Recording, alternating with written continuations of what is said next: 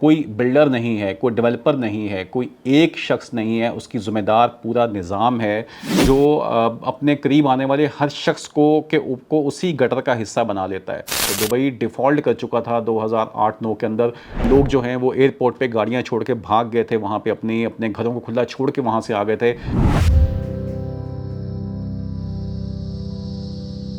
अस्सलाम वालेकुम नाज़रीन, आज की वीडियो में हम बात करेंगे बहरिया टाउन कराची की बिल्कुल भी नहीं, बहरिया टाउन लाहौर की भी नहीं, इस्लामाबाद की भी नहीं। आज हम बात करेंगे बहरिया टाउन दुबई की। आमद आमद है बहुत से सोशल मीडिया प्लेटफॉर्म पे। इनफैक्ट बहरिया टाउन ने ख़ुद भी मलक रियाज साहब ने अली रियाज के जो पेजेस हैं उन पे कहीं कहीं हमने झलकियाँ देखी हैं। कमिंग सून की अट्रैक्शंस महसूस हो गई हैं। हवाओं में खुशबुएँ हैं कि जी बहरिया टाउन दुबई लॉन्च होने वाला है।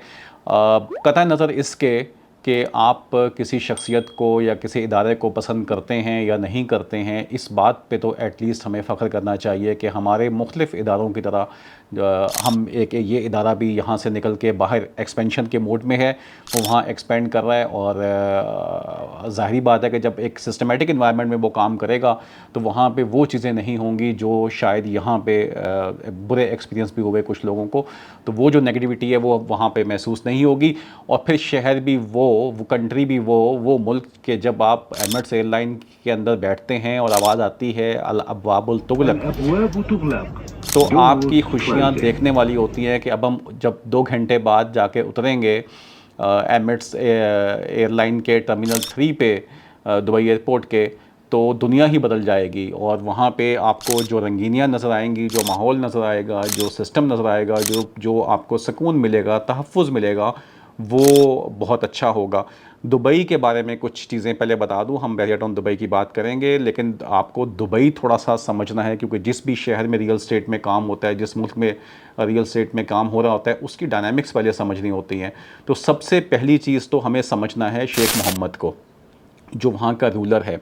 हमारे यहाँ पाकिस्तान में जो भी कुछ हो रहा है रियल एस्टेट को लेके, मैं एक नाचीज़ तालिब इल्म हूँ रियल एस्टेट का। मैं हमेशा एक बात करता हूँ कि उसकी बुनियादी वजह वो सिस्टम है, वो निज़ाम है, वो स्पीड ब्रेकर्स हैं जो हमने जगह जगह लगाए हुए हैं। उसकी वजह कोई बिल्डर नहीं है, कोई डेवलपर नहीं है, कोई एक शख्स नहीं है, उसकी ज़िम्मेदार पूरा निज़ाम है। वो निज़ाम वो सिस्टम के जो अपने करीब आने वाले हर शख्स को उसी गटर का हिस्सा बना लेता है। तो आपकी मजबूरी है, या तो आप कनात पसंद हो जाएं तब तो ठीक है, और अगर आप कहें कि मैंने ग्रो करना है, मेरे कुछ सपने हैं, मुझे आगे बढ़ना है, तो फिर आपको उस निज़ाम का हिस्सा बनना पड़ेगा जो निज़ाम यहाँ पे हमने पिछले 75 ईयर्स से यहाँ पे परवान चढ़ाया हुआ है। और उसकी वजह से ये सब चीज़ें तबाह होती हैं। अब शेख मोहम्मद को समझें कि शेख मोहम्मद जो है उसका विज़न क्या है। आपने बहुत एक वीडियो देखी हो, शेख मोहम्मद की बहुत सी ऐसी वीडियोज़ हैं कि वो सहरा में, रेगिस्तान में फिर रहा है। दुबई का वो शेख जो कि एक आम गाड़ी में विदाउट एयर कंडीशन वो ट्रैवल कर रहा था 70s में, 80s के अंदर, उस शख्स ने विजन देखा कि मैं इस रेत के ऊपर एक शहर बनाऊंगा, एक ऐसा शहर बनाऊंगा कि जहाँ पे पूरी दुनिया यहाँ पे आके आबाद होगी। और उसने सिर्फ़ और सिर्फ 5 दहाइयों के अंदर वो अपना पूरा सपना सच कर दिखाया। आज ये हालात हैं दुबई कि लोग वहाँ पे उतनी उसकी आबादी नहीं है। 90% जो पॉपुलेशन दुबई की है वो फॉरेनर्स हैं। 90% किसी कंट्री की जो पॉपुलेशन है वो फॉरेनर्स है। कौन सा ऐसा मुल्क है दुनिया के खित्ते का जहाँ के लोग आपको दुबई में नहीं मिलते हैं। एक तासुर ये है कि दुबई की जो इकॉनमी है वो शायद ऑयल बेस है, जिस तरह बहुत से अरब ममालिक की हम सऊदीया को देखते हैं या बाकी जगहों पर देखते हैं। तो ऐसा हरगिज़ नहीं है। दुबई की जो जीडीपी है वो 50% ऑयल पे बेस करती थी आज से तकरीबन कोई 2 दहाइयाँ कबल, लेकिन शेख मोहम्मद ने अब इसका कंट्रीब्यूशन जो है वो लेस दैन 1% कर दिया है। सो ऑयल जो है उसके ऊपर दुबई बेस नहीं कर रहा। दुबई का शायद मेजर हिस्सा जो है, बहुत डाइवर्सिफाइड किस्म की इकॉनमी है और दुबई के अंदर, वहाँ पे सिर्फ और सिर्फ 1% से भी कम जो है वो ऑयल पे बेस करते हैं। अदरवाइज़ 20% से ज़्यादा वो बेस कर रहे होते हैं टूरिज़म पे, और फिर अदर चीज़ें हैं जिसमें उनका जबल अली का पोर्ट है, उनकी बाकी जो एक्सपोज करवा रहे होते हैं, बाकी जो उनकी इकनॉमिक एक्टिविटीज़ हैं वो उसका हिस्सा बनती है। सो एक चीज़ तो ये है। अच्छा, अब दूसरी चीज़ ये है कि हमें ये देखना है कि दुबई के अंदर सिस्टम्स कैसे हैं। तो सर सूरत हाल ये है कि 2008-9 का जो रिसेशन दुबई में आया, जो इकनॉमिक मेल्टडाउन हुआ, और हमने देखा कि उसके बाद जो है उस फाइनेंशियल क्राइसिस के बाद दुबई ने सबसे पहला काम जो किया था वो उन्होंने वहाँ पे अपने आप की रीस्ट्रक्चरिंग की थी।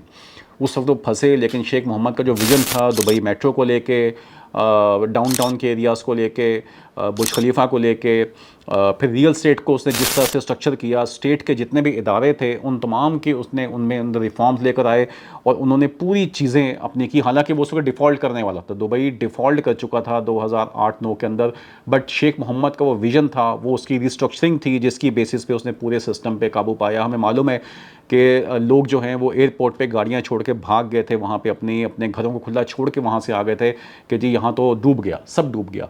बहुत से हमारे रियल स्टेट में काम करने वाले लोग मेन दुबई में, अजमान में, मुख्तलिफ जगहों के ऊपर एज़ इट इज़ अपने ऑफिस अपने घर छोड़ के आ गए कि जी अब कुछ कर नहीं सकते। तो उसके बाद वहाँ पर रेरा बनी, रियल स्टेट रेगुलेटरी अथॉरिटी, जो उन्होंने टर्की से आइडिया लिया था। उसके बाद उन्होंने दुबई को वापस से खड़ा किया।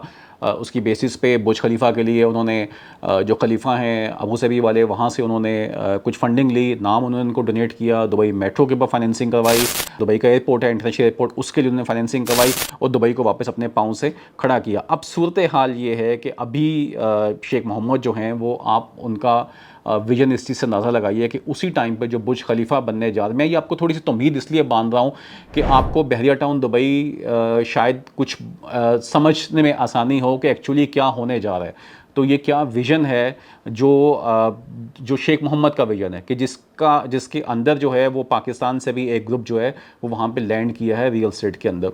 सो शेख मोहम्मद को आप समझिए कि जिस वक्त ये सारे हालात चल रहे थे उस वक्त डाउनटाउन को जो एरिया है वहाँ पे उन्होंने दो बड़े प्रोजेक्ट्स खड़े किए थे। एक था बुर्ज खलीफा का प्रोजेक्ट और एक था दुबई मॉल का प्रोजेक्ट, और ये दोनों लैंडमार्क प्रोजेक्ट्स थे। तो उनका विजन हमेशा से रहा है कि मैं ऐसी अट्रैक्शंस क्रिएट करूं इस रेत के ऊपर, इस रेगिस्तान के ऊपर, कि पूरी दुनिया वहां पे खिंची चली आए। तो वो जो बुर्ज खलीफा था वो दुनिया की टॉलेस्ट बिल्डिंग वहां पे बनाई गई, जो शायद आज भी लॉस में है वो प्रोजेक्ट जब से वो बना है, और बहुत से उसके फ्लोर खाली पड़े हुए हैं। लेकिन उस बुर्ज खलीफा को दिखा के पूरी दुनिया का जो टूरिस्ट है वहाँ पे अट्रैक्ट किया गया। ना सिर्फ अट्रैक्ट किया गया बल्कि उसकी सराउंडिंग के ऊपर तकरीबन कोई 30,000 यूनिट्स ऐसे क्रिएट किए गए कि जो बुर्ज खलीफा की वजह से बिकेंगे। तो बुर्ज खलीफा को अब बुर्ज खलीफा में तो आप नहीं रहेंगे, आप उसके सामने वाली बिल्डिंग में रहेंगे और बुर्ज खलीफा को देख के कॉफ़ी पियेंगे, बुर्ज खलीफा को देख के आप एंजॉय कर रहे होंगे। तो बुर्ज खलीफा का व्यू आपने लेना होगा। इसी तरह दुनिया का जो सबसे लार्जेस्ट मॉल है दुबई मॉल, वो वहाँ पे एक बनाया गया, जिसमें मतलब मैं तो जब से जितनी दफ़ा भी गया हूँ मैं तो आज तक उसको कंप्लीट नहीं फिर सका, और अभी सुनने में आ रहा है कि इससे बड़े मॉल क्रिएट किए जा रहे हैं दुबई के अंदर। सो ये उनका विजन था जिसको उन्होंने किया। फिर उन्होंने जब अपना टर्मिनल 3 बनाया, ओपन किया एमिरेट्स एयरलाइन, उन्होंने कहा जी यहाँ पे सिर्फ एमिरेट्स एयरलाइन यहाँ पे लैंड करेगी। सो भले आप यूएस एयर से आ रहे हैं, आप फ्रांस की एयर से और किसी भी और एयर से आ रहे हैं, आई थिंक एमिरेट्स है और एक शायद गालिबन फ्रांस को वहाँ पे अलाउ है। उसके अलावा जितनी भी एयरलाइंस आती हैं वो टर्मिनल 1 पे जाती हैं, टर्मिनल 3 पे लैंड नहीं कर सकती। सो ये उन्होंने अपने पास एक सुपीरियरिटी रखी अपने कंट्रोल के अंदर कि हम ये काम करेंगे। अब सूरत हाल क्या है कि ये जो पूरा एरिया डेवलप होने जा रहा है, नया एक एरिया है दुबई साउथ के अंदर। सो दुबई जो है उसको कुछ इस किस्म की उसकी ज्योग्राफी है कि उसके जो नॉर्थ में है वहाँ पे शारजा आ रहा है और वेस्ट में अजमान है, अबू धाबी में साउथ है। अबू धाबी को हमें मालूम है कि तकरीबन हम 1.5 से 2 घंटे के अंदर आप 130 की स्पीड से 140 की स्पीड के साथ आप ड्राइव करते हुए अबू धाबी से दुबई से अबू धाबी और अबू धाबी से दुबई हम आते हैं। और इवन बहुत से ऐसे लोग हैं जिनको मैं जानता हूं जिनकी जॉब शायद अबू धाबी में है लेकिन वो रहते दुबई के अंदर हैं, और डेली की ट्रैवलिंग है लोगों की, तो उनको कतन भी सफ़र महसूस नहीं होता। इतना पूरा आराम वो ट्रैवल होता है बस पब्लिक ट्रांसपोर्ट के अंदर भी, और अगर आप प्राइवेट अपनी गाड़ी के अंदर भी जा रहे होते हैं। अब ये डिस्टेंस के दरमियान में भी चीज़ें बनती चली जा रही हैं। सो ये दुबई साउथ का जो एरिया है जिसको डेवलप किया जा रहा है, डेवलप क्या करके कहा है उन्होंने, कहा है कि जी हम अल मखतूम एयरपोर्ट बनाएंगे। शेख मोहम्मद बिन राशिद बिन अल मखतूम का ये जो ये जो एयरपोर्ट है जिसको बनाने जा रहे हैं, इसकी वजह क्या है बनाने की? इसकी वजह ये है कि उन्होंने एक विज़न दिया है D33 का विज़न। अब ये D33 विजन क्या था? D33 विजन ये है कि एक्चुअली दुबई को 2033 के अंदर, 8 से 9 साल के बाद, दुबई को बने हुए, दुबई ये जो यूएई है इसको वजूद में आए हुए 200 ईयर्स हो जाएंगे। सो उन्होंने एक विजन दिया कि नेक्स्ट 10 ईयर्स के अंदर, और ये उन्होंने लास्ट ईयर दिया था 2023 के अंदर जनवरी में उन्होंने एक विजन दिया था शेख मोहम्मद ने कि अगले 10 साल के अंदर मैं कुछ ऐसी मज़ीद अट्रैक्शंस क्रिएट करूँगा और ऐसी इकनॉमिक मज़ीद डाइवर्सिफाई करूँगा अपनी पूरी इकॉनमी को, पूरी मईशत को, कि पूरी दुनिया फिर खींची चली आएगी। और बिलियन डॉलर्स का ये प्लान है जो उन्होंने प्लान किया हुआ है कि जिसकी बेस पे मैं एक मरकज़ बन जाऊँगा वापस से पूरी दुनिया का। इसका प्लान करते हुए उन्होंने ये सारे स्टेप ले रहे हैं ये। और इसके अंदर आप इसके अगर नंबर्स फिगर्स देखें तो दुबई का जो अभी करंट एयरपोर्ट है, इससे बड़ा एक एयरपोर्ट बनने जा रहा है, अल मखतूम एयरपोर्ट इंटरनेशनल एयरपोर्ट। ये बन रहा है दुबई साउथ में। दुबई साउथ वो एरिया है जहाँ पे इस तरह की हाउसिंग प्रोजेक्ट्स वहाँ पे क्रिएट करने का प्लान बना हुआ है। अब ये जो अल मखतूम एयरपोर्ट है, इसकी वजह क्या है? इसकी वजह ये है बनाने की कि पिछले एक साल के अंदर दुबई के अंदर 86.9 मिलियन पैसेंजर्स वहाँ पे लैंड हुए हैं। मतलब 87 मिलियन पैसेंजर्स आप समझ लीजिए अप्रॉक्स। सो 87 मिलियन पैसेंजर्स का मतलब ये होगा कि कराची शहर को आप कम से कम 2-2.5 गुना कर लें। सो इतने पैसेंजर्स को एक साल के अंदर वहाँ पे मूव हो रहे हैं, दुबई के अंदर ट्रैवल किया उन्होंने। दुबई का इतना वहाँ पे ट्रैफिक, एयर ट्रैफिक है, इतना लोड है वहाँ लोगों का एयरपोर्ट के ऊपर। और लास्ट 10 ईयर्स से ये एयरपोर्ट मोस्ट बिजिएस्ट एयरपोर्ट का खिताब जो है ये हासिल कर रहा है। अच्छा, इसमें एक चीज़ ज़हन में रखिएगा कि ये जो दुबई साउथ की जो एक्सपेंशन हो रही है इस टाइम पे, या इंटरनेशनल एयरपोर्ट की हम बात कर रहे हैं D33 विजन के तहत, इसमें पूरा जो साउथ का एरिया जो डेवलप किया जा रहा है उसके अंदर airport one of the major factor है, अल मखतूम इंटरनेशनल एयरपोर्ट। उसके अलावा यहाँ पे हॉस्पिटल्स बनेंगे, स्कूल्स आएंगे, और मज़ीद हाउसिंग के बड़े प्रोजेक्ट्स जो वहाँ पे रिटेल मॉल्स के लिए या उनके लिए बनाए जाएंगे वो अलग से हैं। और दुबई साउथ के अंदर भी फ्री जोन भी लेके आया जा रहा है वहाँ पे, वो भी एक बड़ा फीचर होगा। यहाँ पे अभी इमार के प्रोजेक्ट्स यहाँ पे लॉन्च होंगे, चूँकि स्टेट ओन कंपनी है, डेवलपर सबसे बड़ा इमार है वहाँ पे, उनके काफ़ी प्रोजेक्ट्स वहाँ पे प्लान हुए हुए हैं और बहुत जल्दी सामने आ जाएंगे, आ भी रहे हैं। काफ़ी प्रोजेक्ट लॉन्चिंग फेज़ के अंदर है। दमैक ने अपना रिवर साइड लॉन्च किया है वहाँ पे, तो उनका प्रोजेक्ट है। इसके अलावा दुबई प्रॉपर्टीज़ साउथ जो है, उनके भी काफ़ी प्रोजेक्ट्स वहाँ पे प्लान हुए हुए हैं। ये वो डेवलपर्स हैं जो वहाँ बहरिया टाउन के अलावा दुबई साउथ के अंदर वहाँ पे काम कर रहे होंगे।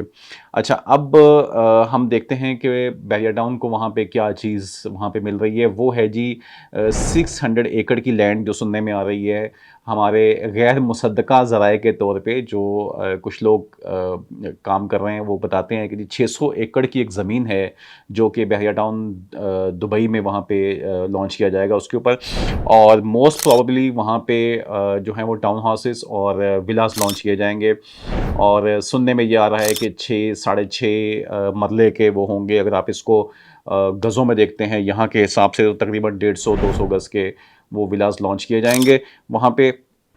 अब ये जो विलास हैं ये वहाँ पे इस पूरे दुबई के अंदर जो है वो बहरिया टाउन दुबई वहाँ पर क्या चीज़ लेकर आएगा, क्योंकि यहाँ पे तो नो डाउट बहरिया का जो इंफ्रास्ट्रक्चर है, बहरिया का जो लाइफस्टाइल है, वो अनमैचेबल है पूरे पाकिस्तान के अंदर। किसी के पास भी इतनी कुशादा सड़कें, इस तरह के राउंड अबाउट्स, इस तरह की ग्रीन बेल्ट्स, इस तरह का इलेक्ट्रिक का निज़ाम, बैकअप्स, इस तरह की तमाम चीज़ें नहीं हैं, जो हॉस्पिटल्स नहीं हैं ऐसे जो कि वहाँ पे ऑलरेडी मौजूद हैं। वहाँ पे गवर्नमेंट के पास सारा इंफ्रास्ट्रक्चर मौजूद है, शायद इससे बहुत बेहतर हालत के अंदर उनके पास पूरा सपोर्ट सिस्टम मौजूद है गवर्नमेंट का, स्टेट ओन्ड।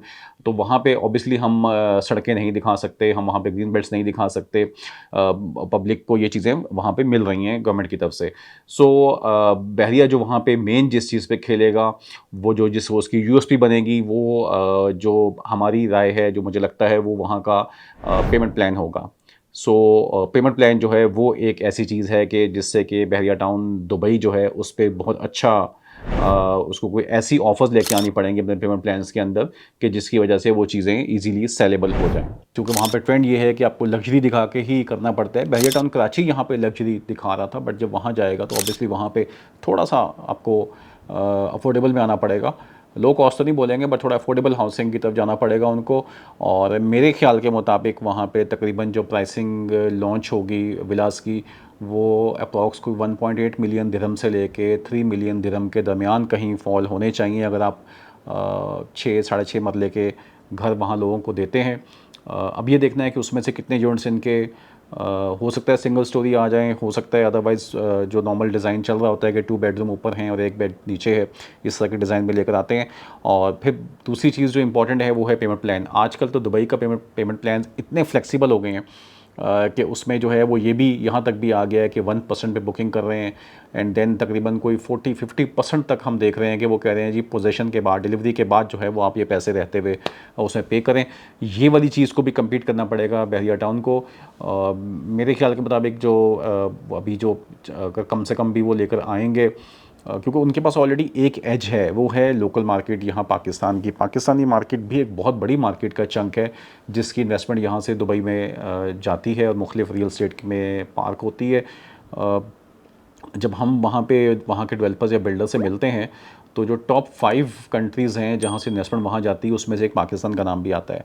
फिर इंडिया से बहुत बड़ी इन्वेस्टमेंट्स आती हैं, बांग्लादेश से आती है, फिर यूरोप से तो आती हैं, बट ये जो कुछ कंट्रीज़ हैं बांग्लादेश, श्रीलंका, पाकिस्तान, इंडिया, बहुत बड़ा चंक है इन्वेस्टमेंट का जो पार्क होता है। सो ये कम से कम भी कोई 10% डाउन पेमेंट हो सकता है कि ये रखें और बाकी 70% जो है वो ड्यूरिंग द कंस्ट्रक्शन बेस उनको करना पड़ेगा और 20% शायद जाके पोजीशन पे डाल दें। ये अप्रॉक्सीमेटली ऐसा ही ट्रेंड वहाँ पे चल रहा है कुछ डेवलपर्स की तरफ से, बट अगेन बहरिया क्या उसमें नई जिद्दत लेकर आता है, उसको कितना मज़ीद फ्लेक्सिबल करता है या कोई ऐसी ऑफ़र निकालता है कि जिसको पाकिस्तान में लोग ले सकें। एज इनके पास ये बिल्कुल मौजूद है कि यहाँ पे इनके मुख्तलिफ ऑफिस मौजूद हैं पाकिस्तान, लाहौर, इस्लामाबाद के अंदर।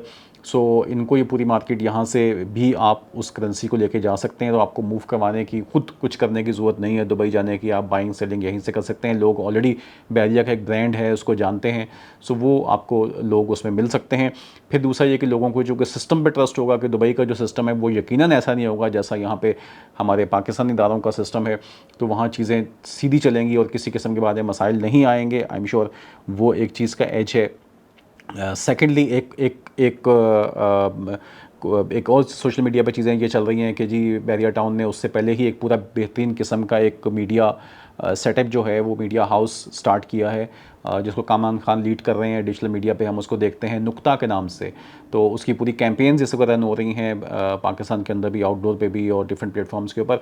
सो नुक्ता का जो पूरा प्लेटफॉर्म है इसके बिहाइंड भी बहरिया टाउन जो है वो मौजूद है, और जिसके ऑलरेडी ऑफिस श्रीलंका में, बांग्लादेश में और दीगर तमाम अरब ममालिक के अंदर भी उसका एक वसी नेटवर्क जो है वो मौजूद है। वहाँ से लोकल जो टैलेंट है वहाँ पे उनकी हायरिंग की गई है। सो ये सारी चीज़ें भी इंडिकेट करती हैं कि एज अ बिज़नेसमैन वो कितना सीरियस उस प्रोजेक्ट को देख रहे हैं, और ये सब चीज़ें पॉजिटिव हैं, ये सब चीज़ें पॉजिटिव ही हैं कि वो चीज़ें डिलीवर होंगी। इसका मतलब ये है चैलेंजेस उनको मैंने जिस तरह कहा कि वो वही हैं कि जी जो वहाँ पे जो हर डेवलपर को फेस करने पड़ रहे होंगे, सिस्टम को आप बाईपास नहीं कर सकते, जो कि वहाँ पे जीत है शेख मोहम्मद की ने जो एम्पायर खड़ी की है उसकी जीत ही वो सिस्टम है, वो आपको सीधा लेकर चलता है साथ मुस्तकीम के ऊपर।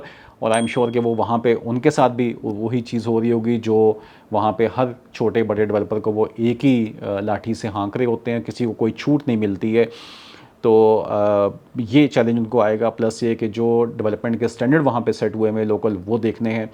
तो बहरिया टाउन कराची में जो लोग मौजूद हैं या लाहौर इस्लामाबाद में जो लोग काम करते हैं, I think as a broker, अगर थोड़ा सा मैं अगर ये आखिर में कुछ चीज़ें कह दूं कि अगर आप एज अ ब्रोकर या रियल एस्टेट में काम कर रहे हैं और आप ये समझ रहे हैं कि मैं बोरिया बिस्तर लपेटूँ और बहरिया टाउन के साथ ही वहाँ मूव कर जाऊँ, तो वहाँ जाके आपको ये फ़ाइलों की गेम में और वहाँ जाके आपको वो वाले चीज़ें नहीं मिलने वाली जो सब चीज़ें आप यहाँ की मार्केट में करते रहे हैं या हो रही थी।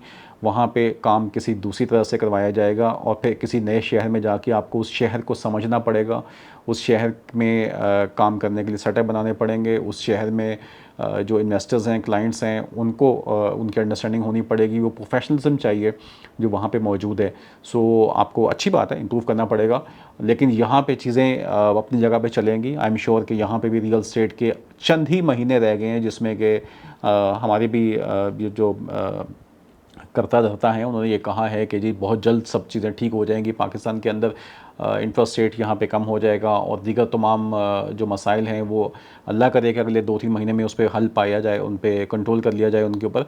तो उससे यहाँ भी रियल एस्टेट में बहुत अच्छी अपॉर्चुनिटी मौजूद है, यहाँ बहुत अच्छी चीज़ें लोगों को नज़र आएंगी अगले कुछ अर्से के अंदर, क्योंकि चीज़ें फ़िल्टर हो गई हैं। वो मसाइल जो लोग अब शायद कोई बेवकूफ़ नहीं है, कोई क्लाइंट एंड यूज़र है या इन्वेस्टर है उसे सब पता चल गया है। हमारी भी कोशिश है और हम जैसे बहुत से लोग मार्केट में काम कर रहे हैं जो ये कोशिश करते हैं कि अपने कस्टमर को अवेयर करें, उनको एजुकेट करें, उनको बताएं कि अगर आपने बाइंग करनी है, आपने इन्वेस्टमेंट करनी है तो किस तरह करें, कहाँ करें, कितना, किस तरह से क्या क्या क्वेश्चंस करने हैं, क्या क्या चीज़ें आपको चेक करनी है। वो ज़माने गुजर गए जब आप सिर्फ फेस वैल्यू पे और आवाज़ देख के वो काम कर देते थे। अब एक प्रॉपर एक साइंस है, इसको समझें, इसमें थोड़ी सी अंडरस्टैंड करें। आपकी एक मेहनत की कमाई होती है, आपके सपने होते हैं, इसको इस तरह से करने की ज़रूरत नहीं है। नंबर 2, कोशिश करें कि कंस्ट्रक्टेड प्रॉपर्टी में जाएं, जितना मुमकिन हो सके आप ऐसी चीज़ों में इन्वेस्ट करें जो आपको सामने बनती नज़र आ रही हों या बनी हुई हों आपके सामने।